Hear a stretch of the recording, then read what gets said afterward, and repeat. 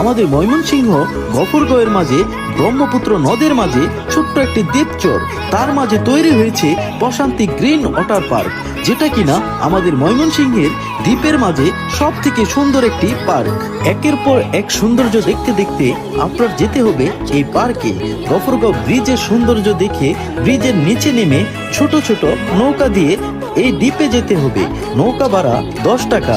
যারা বাইক বা গাড়ি নিয়ে আসবেন তাদের জন্য গাড়ি পার্কিং এর ব্যবস্থাও আছে, যেখানে আসলে আপনার মনে হবে আপনি হয়তো কোনো নতুন জগতে চলে এসেছেন।